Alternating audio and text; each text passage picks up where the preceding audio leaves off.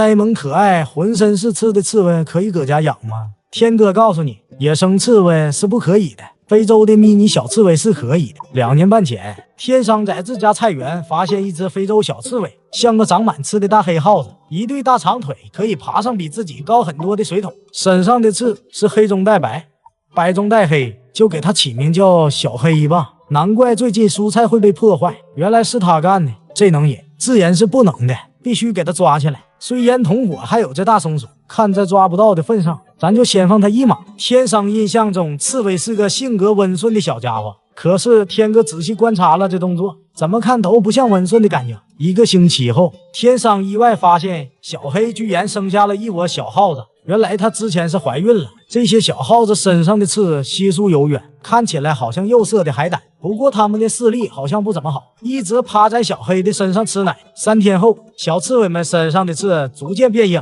颜色也越来越明显，和哺乳动物仓鼠一样。这时候它们不能有太大的压力，否则它可能会抛弃自己的孩子，或者把它们当成晚餐。7天后，小黑开始吃东西了，这说明它会把孩子们也喂得挺饱。平时小黑都会给宝宝们保温，避免他们着凉。近距离观察一下这小刺猬，看起来它好像做着美梦似的，边做梦还边吧唧嘴，也让天哥深刻理解了一个词，可能这就叫丑萌吧。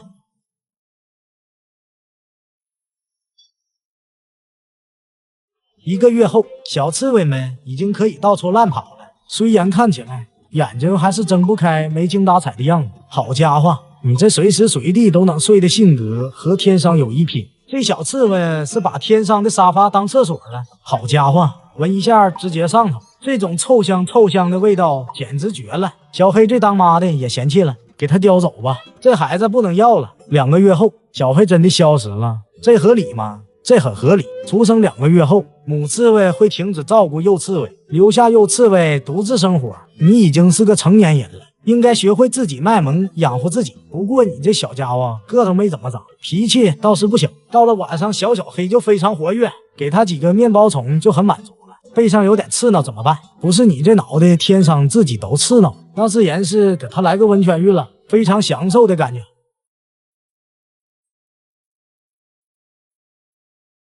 这洗完之后的吹风也是必不可少的，给他洗澡比自己洗澡都累。小黑一直都很紧张，其实他是不喜欢洗澡的。到了吃饭的时间，先拿只面包虫给小仓鼠，可是看到有新鲜的苹果，小仓鼠选择放弃最爱的面包虫，可是一转身被小黑吃掉了。我的妈，这啥玩意儿？完犊子，啥都没吃上。这下整尴尬了，因为家里有很多宠物，所以天商还是决定让小黑都认识一下，省得出现什么意外。先来认识虾哥。虽然刺猬不善于交际，不对，不能表现出没见过世面的样子。猜猜我是谁？这人咋看着这么眼熟？是谁来着？一下还就想不起来了。这回小黑好像认识了，决定敞开心扉和虾哥亲密接触一下。刺声直接到达巅峰。很显然，吃饭是重要的一种交际方式，用美食来创造机会，也许成功的几率会高许多。为了让小黑和仓鼠成为好朋友，天商也是操碎了心。天商花重金买来这种北极甜虾，作为2个小家伙认识的契机。小黑看到这虾哥的亲切，毫无抵抗力，相比之下，小仓鼠就优雅多了。真是够了，小刺猬，你这抓耳摇腮的吃相也太难看了。给你一个眼神，你自己体会。这尴尬的场面，连家里的狗子都看不下去了。这虾又凉了，可就不好吃了。既然小黑对小仓鼠不感兴趣，那就和小鸡交个朋友吧。小鸡看到这浑身是刺的东西，直接起脸了。这不是惊喜，这是惊吓，给吓尿了。小黑闻了一下，感觉这只阴的味道不错。我承认小鸡是长得很可爱，但是你稍微控制点行不行？友谊的小船说翻就翻，看着别人的朋友都相处的这么好，小黑也只能默默的放在心里。再优秀的刺猬也得接受枯燥的生活。可这该死的魅力。好了，小刺猬的故事就分享到这，我是天哥，我们下期再见。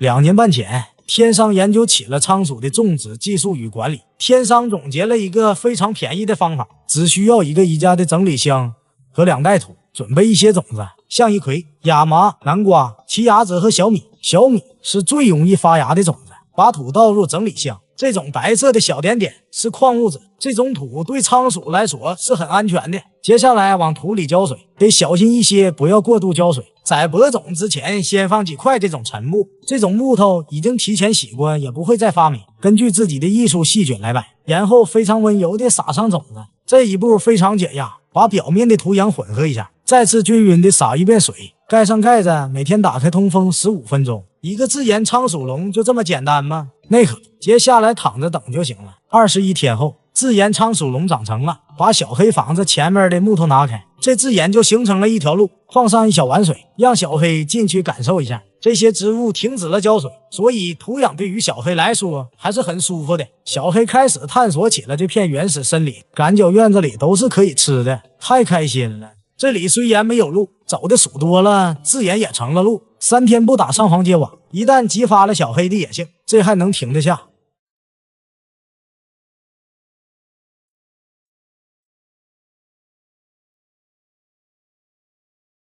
有网友觉得这种仓鼠笼太过于原始野性，毕竟我们和仓鼠都生活在现代社会。这次天上带来了种仓鼠技术美克斯测混合版，小黑笼主体采用超白玻璃粘制而成，上面镂空部分用铁丝网防止小黑越狱。自研仓鼠笼的灵魂土壤必不可少，准备一包来自火星没有化学肥料的土壤，把大块的土捏碎，均匀地铺在鱼缸的右侧，在家具厂找几块没人要的木头地，DIY一个洞穴隧道，为了便于观察，放在鱼缸的正前方。看来土壤还是不够，再来一包铺平后放入 DIY 的沙盒，右边放入一个多枪死的躲避物，里面放2盆吊兰作为装饰，在 DIY 的沙盒里放入过筛的细沙子，方便小黑洗澡所用。点缀上一些小石子，防止人工的痕迹太过明显。土里埋入一个 DIY 的木头，角落里放一个木质小屋，小屋的旁边放一个水盆，水盆里放几颗小石头，然后加满水。小木屋的旁边撒上一些干叶子和干水苔，让这个地方显得更自然。土壤的底下铺上一根管子，播放小黑的洞穴，用小木头做成的栅栏隔开原始区，在现代区加入干椰壳片和一根树枝，一根打地鼠模仿器，在躲避屋里放入正经小黑用的墓穴。现代区不能少了雪糕棒和木头做的跑轮，再加上一个 DIY 的饮水器，一个既原始又现代风格的仓鼠笼就打造完成了。这就不会有人说这仓鼠笼不科学了吧？是时候让小黑上场了。小黑先来到的是现代区，闻了一圈还是熟悉的配方，熟悉的味道。不一会，小黑还是被吸引到了原始区，好像在这里会更兴奋，也更有安全感。小黑非常好奇地探索未知的领域，他决定先来打个洞。没一会儿，勤劳的小耗子就挖得灰头土脸，这还能要吗？自然是能的。经过小耗子的一阵折腾，这原始区好像更原始了。小家伙玩累了，跑到沙河里抖了抖身上的土，在小木屋待了没几秒钟，心心念念还是想去打洞。我第一个数数，一不小心摔了个狗吃屎。小黑真是酸 Q， 小黑怎么会生天生气呢？当然是选择原谅他。凌晨4点，天上起床尿尿，发现小黑还在折腾，不过身上已经没有那么脏了。看来这小家伙是真的喜欢这地方。第2天，天上来观察小黑的战场，现代区基本上保持了原样。水盆之所以这么小，是为了防止小黑爬进去，而原始区多了几个洞，虽然看起来烂糟糟的，说明小黑是非常喜欢这块区域，把沙河的位置挪到了前面，这也防止小黑再次从2楼摔下来。小黑在椰壳里发现了一个核桃，咬了半天好像没咬动核桃壳，原来是已经塞到了腮帮子里。晚上在角落偷偷的吃，有时候会给小黑蒸点鸡蛋糕吃。营养搭配怎么能少了蔬菜？小黑最爱的黄瓜是不能少的，还有新鲜的香蕉片。这兰花可不是给你吃的呀。好了，小黑的故事就讲到这，我是天哥，我们下期再见。